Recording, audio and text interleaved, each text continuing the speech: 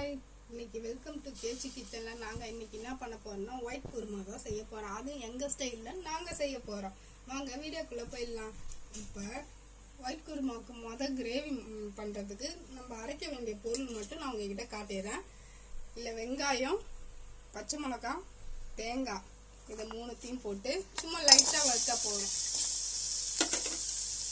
வறுத்துட்டு பொட்டுக்கடலை, முந்திரி, கசகசா லைட்டாக எடுத்து வச்சுருக்கேன்.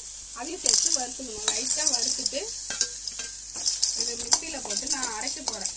மிக்சியில் போட்டு ரொம்ப பொன்னிறமாக ஆகிடக்கூடாது. இதே மாதிரி ஒயிட் கலர்லேயே மட்டும்தான் இருக்கணும். மிக்சியில் போட்டு அரைச்சி உங்களுக்கு நான் காட்டுறேன். இப்போ வானல் காஞ்சிச்சு. தேவையான எண்ணெய் ஊற்றிக்கணும். எண்ணெய் வந்து உங்களுக்கு தேவையான அளவுக்கு 2 கரண்டியோ இல்லை 3 கரண்டியோ நீங்கள் ஊற்றிக்கிங்க. ஊற்றிட்டு பட்டை, கிராம்பு, ஏலக்காய் இதை போட்டு தாளிக்கிறதுக்கு இதுதான் தாளிக்கணும். ரொம்ப அதிகமாக ஸ்பைசஸ் வேணும்னு நீங்கள் ஸ்பைசஸ் போட்டுக்கோங்க. எங்களுக்கு ஸ்பைசஸ் இவ்வளோ இருந்தாலே போதும். இப்போ கருவேப்பிலை, இதில் ஒயிட் குருமான்றனால மஞ்சத்தூள், மிளகாத்தூள், கரம் மசாலா இதுக்கு காரம் போடலை. அதுக்கு பதிலாக பச்சை மிளகாய் சேர்த்துக்கிறோம். அந்த பச்சை மிளகாய் காரமே நீங்கள் சேர்த்துக்கணும். உங்களுக்கு தேவையான அளவு பச்சை மிளகாய் காரம் சேர்த்துங்க. தக்காளி வந்து நான் கம்மியாக தான் சேர்த்துக்கிறேன். ஏன்னா கலர் மாறிடும்ன்றதுனால தக்காளி வந்து கலர் வராமல் இருக்கிறதுக்கோசம் நான் 1/2 தக்காளி தான் சேர்த்துருக்கேன். ஒரு வெங்காயம் சேர்த்துருக்கேன். போட்டு நல்லா வதக்கிடுங்க.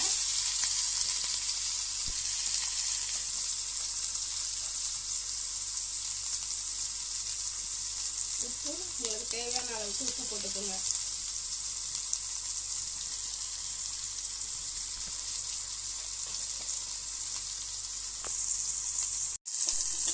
இப்போ வெங்காயம் நல்லா வதங்கிட்டு வதங்கினோடனே நம்ம அரைச்ச பொட்டுக்கடலை, கசகசா, பச்சை மிளகாய் இது 3 அரைச்சதை, முந்திரி அரைச்சதை இதில் ஊற்றுறோம்.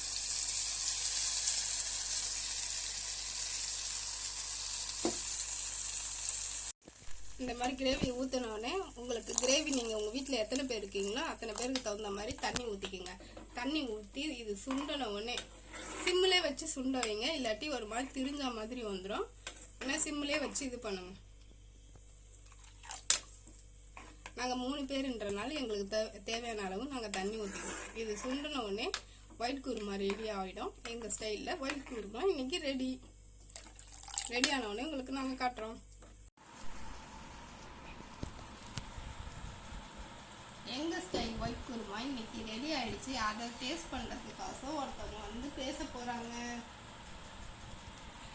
ஹேய், நான் கல்பனா கேஷிகா கிச்சன்ல குருமா ரெடி ஆயிடுச்சு போல இருக்கே. ஒயிட் குருமா சுட சுட நல்லா வாசனை வருது. வா நம்ம போய் ஒரு டிஃபன் பாக்ஸ் ரெடியாப்பா. ஓகே ஃப்ரெண்ட்ஸ், உங்களுக்கு இந்த குருமா பிடிச்சிருந்ததுன்னா ஒரு லைக் பண்ணுங்கள், கமெண்ட் பண்ணுங்கள், ஷேர் பண்ணுங்கள். கமெண்ட்டே போட மாட்டீங்க. Okay, bye friends.